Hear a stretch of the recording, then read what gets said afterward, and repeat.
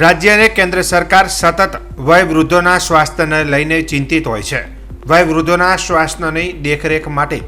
રાષ્ટ્રીય કાર્યક્રમ NHPC તેમજ બિનચેપી રોગ માટે NCDના મેડિકલ કેમ્પ થકી સાર સંભાળ રખાઈ રહી છે, જેને લઈને યાત્રાધામ અંબાજી ખાતે સબ ડિસ્ટ્રિક્ટ હોસ્પિટલમાં બિનચેપી રોગ જેવા કે બીપી, ડાયાબિટીસ, કેન્સર, હૃદયરોગ, લકવા જેવી બીમારીના માર્ગદર્શન કેમ્પ યોજવામાં આવ્યો હતો, જેમાં સુપ્રિન્ટેન્ડન્ટ જનરલ હોસ્પિટલ તેમજ નિષ્ણાત તબીબો દ્વારા માર્ગદર્શન કેમ્પ સાથે અમદાવાદની GCS હોસ્પિટલના તજજ્ઞ તબીબો દ્વારા વિનામૂલ્યે સારવાર અપાઈ હતી। આ કેમ્પમાં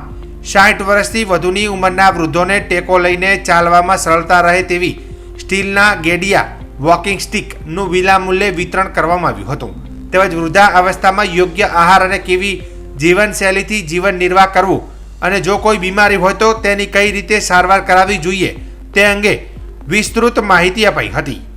રાષ્ટ્રીય કાર્યક્રમ અંતર્ગત વયવૃદ્ધોને હૃદયરોગ, કિડની, પેટના રોગ, નાક, કાન જેવા રોગોનો સારવાર મળી રહે તે માટે આ ખાસ કેમ્પનું માર્ગદર્શન સાથે નિઃશુલ્ક સારવાર આપવામાં આવી હતી। સબ ડિસ્ટ્રિક્ટ હોસ્પિટલ અંબાજી ખાતે એક બિનચેપી રોગો એટલે કે NCD અને જે ઉંમરલાયક હોય એના માટે જો NHPC જે અંતર્ગત કેમ્પ રાખવામાં આવ્યો હતો, જેના અંદર જે વૃદ્ધ 60 વર્ષથી વધુ ઉંમરના દર્દીઓ જે હોય એ લોકોને NCDની માહિતી તેમજ વયવૃદ્ધનું જે કારણે જે લક્ષણો કે ચિહ્નો દેખાતા હોય અને કે તે ટાળવા તે માટેની માહિતી આપવામાં આવી હતી। અને જે વયવૃદ્ધ હોય તેમાંથી તે લોકોને જરૂરિયાતવાળા દર્દીને 50થી વધુ દર્દીઓને નિઃશુલ્ક સ્ટિક પણ આપવામાં આવી હતી, અને જેના કારણે તેમને ચાલવામાં કોઈ તકલીફ પડતી હોય તો તેમને ફાયદો થાય। તેમજ જે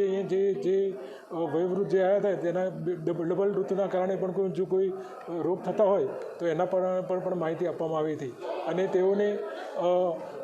જે ઉંમરના કારણે જે ઝાંખું દેખાવું તેમજ મોતિયો બહેરાશ થવી તેમજ અન્ય જે લક્ષણો હોય તેની માહિતી આપવામાં આવી હતી, અને તેને ટાળવા માટે શું ધ્યાન રાખવું જોઈએ તેની માહિતી આપવામાં આવી હતી। તેમજ